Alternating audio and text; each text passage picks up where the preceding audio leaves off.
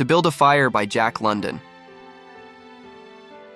On a cold, gray winter morning, a man named Jack set out on a journey. He was traveling through the Yukon wilderness, a place covered in snow and ice. Jack's loyal companion, a big gray husky named Frost, trotted along by his side. Jack was heading to a camp, where his friends were waiting for him.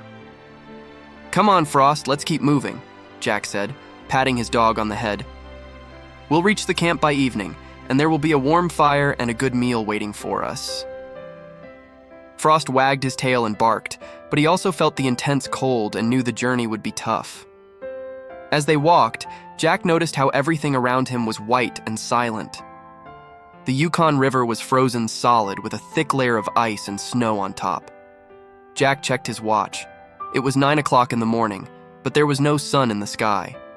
Even though the sky was clear, it felt dark and gloomy. "Just a few more hours, Frost," Jack said, trying to sound cheerful. "We'll be there soon." After a few hours of walking, they reached a small creek. Jack carefully stepped on the ice, but suddenly he felt the ground give way beneath him. He had stepped into a hidden pool of water, and his feet were soaked in the icy water. "Oh no," Jack exclaimed. "My feet are wet. I need to build a fire quickly to dry them and warm up." Jack gathered some dry twigs and branches and started to build a fire. He struck a match and lit a small fire. The flames grew, and he felt a bit of warmth. "Good. This will keep us warm for a while," Jack said, smiling at Frost. But just as the fire was getting stronger, a clump of snow fell from a tree branch above and smothered the flames. "Oh no, not again," Jack groaned. "I need to start over." Jack quickly gathered more twigs and tried to light another fire.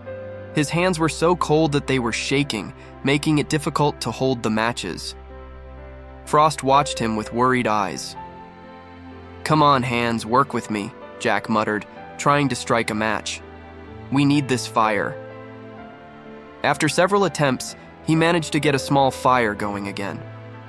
He huddled close to the flames, trying to warm his freezing hands and feet. But the cold was relentless.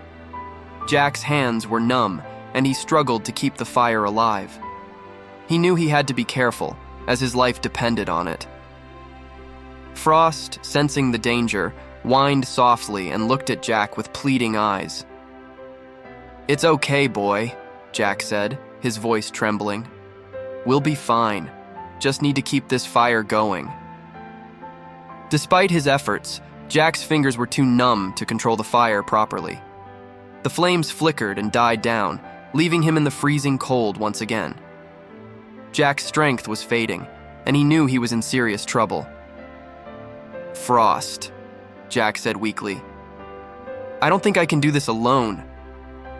Jack collapsed into the snow, too cold and tired to continue. Frost stayed by his side, but he knew he needed to find help. The loyal dog howled into the silent wilderness, hoping someone would hear. Eventually, Frost realized he had to go to the camp alone to get help. With a final look at Jack, Frost turned and ran towards the camp, determined to save his friend. This story shows the power of nature and the importance of being prepared. Jack's overconfidence and lack of preparation led to his peril, but his loyal dog Frost never gave up on him. It's a reminder to respect nature and always be ready for its challenges. The end.